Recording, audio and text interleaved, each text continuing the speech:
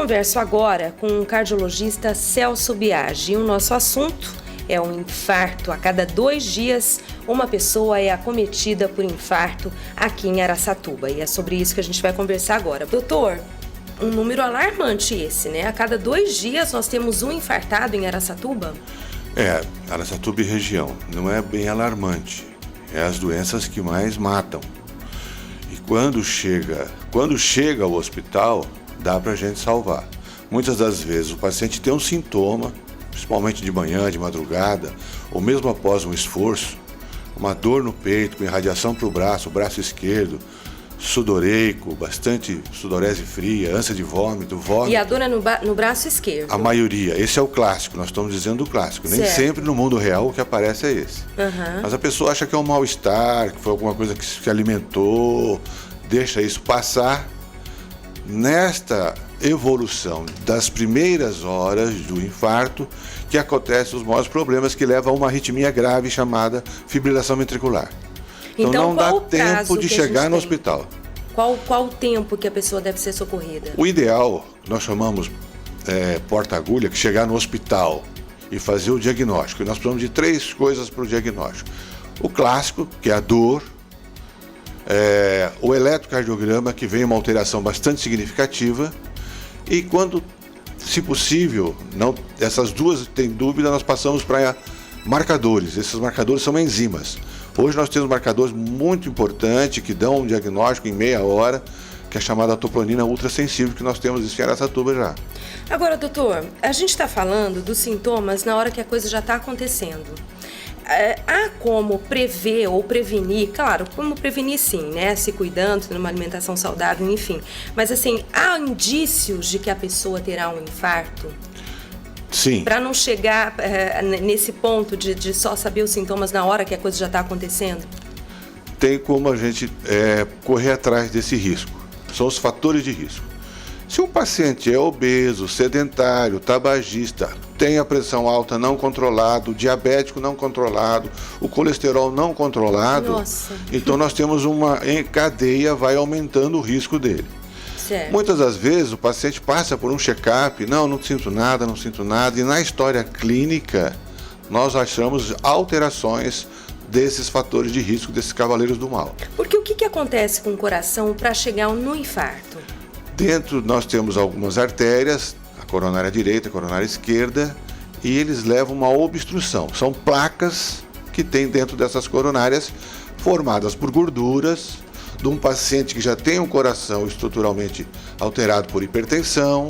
O diabético vai endurecer mais essas artérias, isto é, nós chamamos paciente de alto risco. Então nós sabemos que ele vai, na evolução, levar uma obstrução dessa artéria, uma obstrução aguda, e a óbito. O problema da obstrução aguda, quanto mais jovem, mais difícil. No paciente velho, ele está adaptado. 80, 90 anos, as artérias dele estão todas adaptadas, todas cheias de placas, mas placas pequenas. No jovem, ele tem uma placa pequena, se instabiliza e leva a obstrução ao coágulo. Por isso que tem que levar ele rapidamente ao hospital. Hoje, em Araçatuba, nós temos 2 máquinas de hemodinâmica, que o paciente chegando, em 30 minutos, nós tiramos toda a dor dele, fazendo um cateterismo seguido de uma angioplastia, que é a colocação de um catéter, colocação junto com esse catéter de um stent, um araminho dentro da artéria, e nós desobstruímos a artéria. É impressionante, da hora que nós colocamos o catéter, desobstruímos a artéria. O senhor está sentindo dor? Não, acabou a dor. Então dói porque a artéria está obstruída, é isso? E dói muito. O infarto não é uma dor simples, não. É maior que dor de dente, é maior que cólica renal, é maior que dor de parto.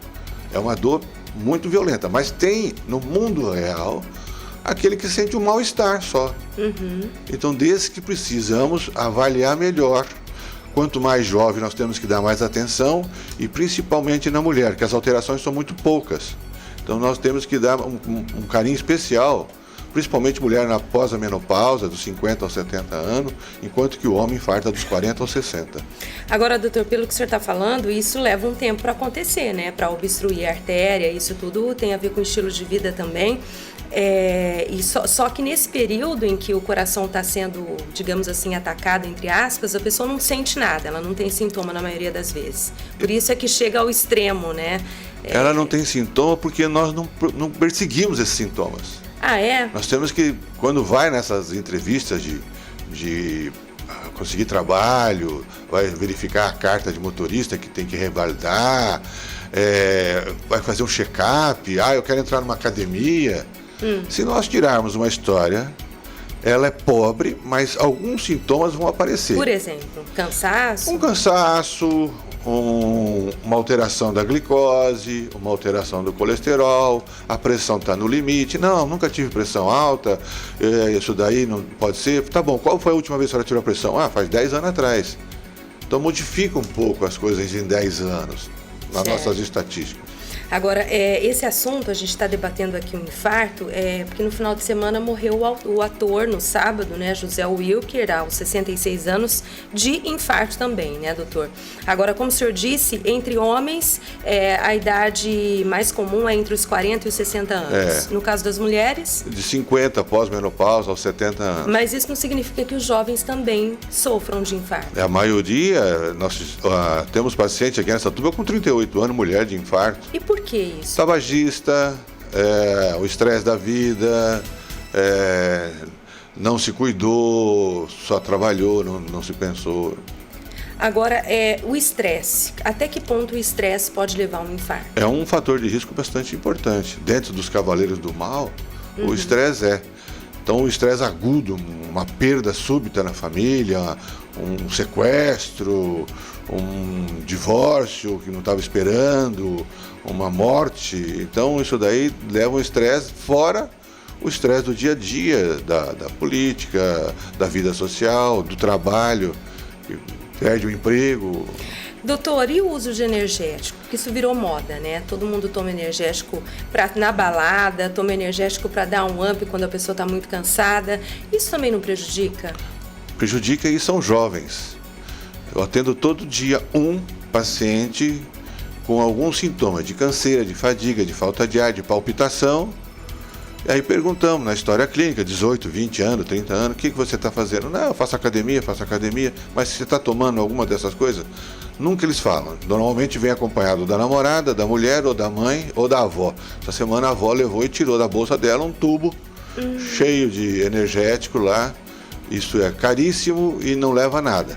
Tem algumas substâncias lá dentro que são proibidas no Comitê Internacional, nas Olimpíadas, por exemplo, taurina, cafeína, arginina, creatina. Só que as doses que eles usam são muito altas. É para tomar uma medida, eles tomam 12, 20 medidas daquilo. E qual o prejuízo para o coração? Vai fazer um coração trabalhar acelerado. Como se ele estivesse toda hora correndo. Certo. Coração batendo 110, 120, 110, 120. Então aquele coração entra em fadiga. Ele não é para trabalhar nessa frequência. Ele tem que trabalhar na frequência de 70, 80, dormindo para 60. Nossa variabilidade da frequência ela é grande, mas não pode ficar o tempo todo trabalhando por 6 meses, 1 ano nessa frequência. E aí o que acontece? Vai aumentar. Sobrecarga. Vai sobrecarga, esse coração vai cansar, vai dilatar. Essas artérias vão ficar mais cheias de placa, vão depositar mais gordura. Então, gente, que sirva de alerta. Olha o que o doutor está falando aqui, que isso tomando muito energético, sobrecarregando o coração, fatalmente vai causar um problema cardiopata. Futuramente vai. Cardiopatia, né, no caso. Vai. Certo. Agora, qual é a prevenção? Então, nós temos que fazer uma vida saudável, alimentação saudável. Nós falamos da dieta DASH, que é mais óleo extra virgem, mais castanhas, menos gordura, bastante fruta, a gente deixa de comer fruta, a fruta é importante. Depois uma atividade física, nós moramos numa cidade plana, não precisa ir para academia, anda. Esse andar não precisa correr, quem não está preparado para correr não vai correr, anda. Caminhada pode dar uma acelerada na caminhada. Essa e andar é a recomendação. Quanto, doutor? Meia hora, 40 minutos, 50 minutos por dia, de segunda a sexta ou de segunda a sábado. Nós falamos 180 minutos por semana. Não pode fazer aquele que vai jogar 3 horas de futebol no sábado, às 4 horas da tarde, nesse calor imenso de Araçatuba, acaba daquele futebol que ele jogou, vai tomar bebida alcoólica e vai para o churrasco. O problema maior ainda na nossa região é o sal. É muito sal. Nós temos que tirar o sal da alimentação. Nós temos que aprender isso. Nós temos que ensinar a comer com menos sal. Certo. Então, tá bom, doutor. Só uma última pergunta. De todos esses pacientes que sofrem infarto, quantos por cento vocês conseguem salvar? Hoje nós temos uma perda de 5 a 6%, que é o que morre em casa ou a caminho. Chegando no hospital, todos são salvos com a vigência do diagnóstico. Tem que ser rápido e levando esse paciente para uma máquina de cateterismo, de hemodinâmica e desobstruindo a artéria deles. Então, vou pedir para o senhor repetir aqui quais são os sintomas mais comuns do infarto. Dor no peito, uma dor irradiada para o braço esquerdo, desencadeada por esforço ou por estresse, acompanhado de uma sudorese profusa, sudorese fria, ânsia, vômito, mal-estar, às vezes até uma síncope, um desmaio passageiro por causa dessa arritmia. Tá certo, então. Então vamos ficar atentos, gente, porque como o doutor disse, chegando no hospital todo mundo é salvo. Chegando ao hospital, nós estamos preparados para fazer o diagnóstico e salvar essa artéria, salvar esse músculo. Agora, o ideal é que não chegue a esse ponto, né, doutor? O ideal é prevenir. Prevenção. Duas coisas que nós estamos falando. Parafraseando o Dr. Valentin Foster, prevenção é coisa do século XX, nós estamos no século XXI. Nós temos que promover saúde e começar a ensinar as crianças de 3 a 6 anos no currículo escolar o que é saudável na alimentação.